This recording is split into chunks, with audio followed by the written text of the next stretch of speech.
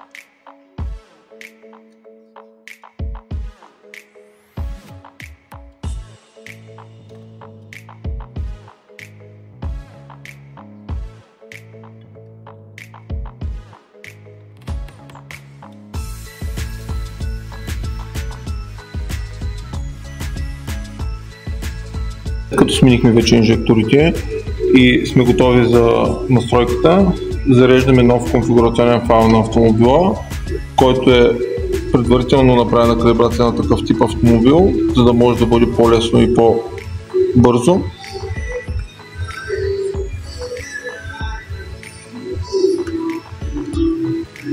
Автомобилът е Nissan Rogue 2000... Коя година е? 2018 година. 2,5